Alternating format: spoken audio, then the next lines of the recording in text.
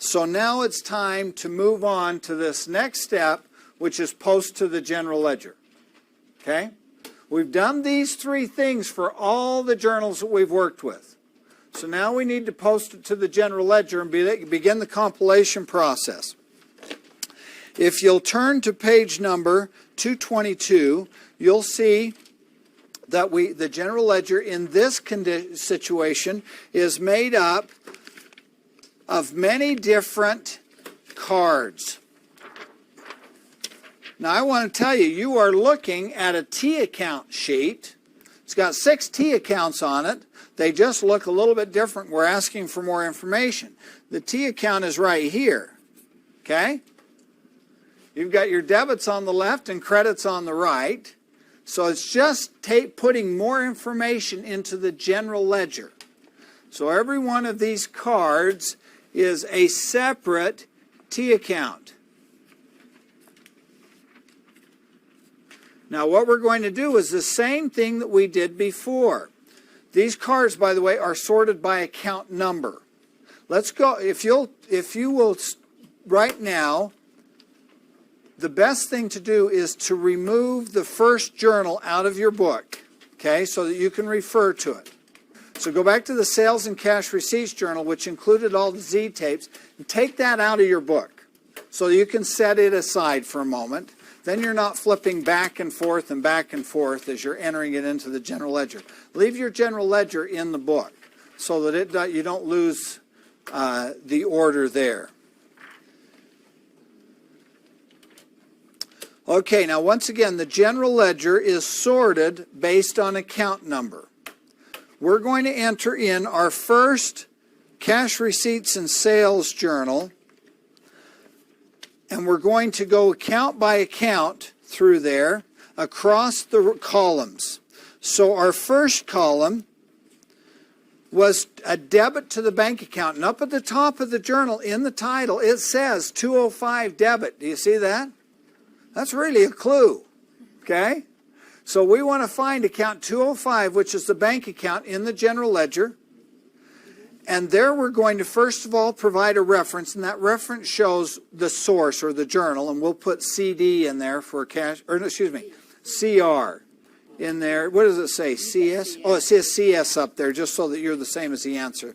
Put CS up in the reference of account number 205, and then we're going to debit account 205 for $33,948. So in the debit column, write $33,948.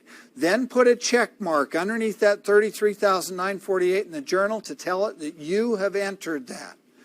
Now move to the next column. We're going to credit account number 315 for $626. So find account number 315 in your general ledger. That's going to be, I think, a couple pages later. So leave this in here. Always leave the general ledger in so it doesn't get mixed up. Find account 315, which is on page number 224, sales tax payable. In the reference column, put CS. And here we're going to credit sales tax payable for $626. So in the credit column, write $626. Okay? Is everybody with me? Now, what's the next one? Gas sales. Gasoline sales. That's account 400. That's going to be found on page 225. And we're going to put in the reference CS. And on the credit side, $22,022. Okay. Yeah, it's right here. Oh, okay. And then we're going to turn to account number 410. And we're going to put CS in the reference and credit it for $11,300. Okay? And then put a check mark now. Remember to do that on each of the column balances after you're done that.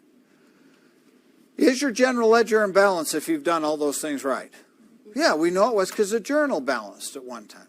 Okay, once you've done that, go to the next journal. which happens to be what? Parts and Service Sales Journal. Up at the top of the journal, I think it says PSS. Is that what it says? As the cross-reference. So then you want to just working across that bottom line, starting from the left and working across to the right, debit or credit the account it pertains to. And then put check marks underneath each one in the journal to identify that you've posted those. Okay, questions on that?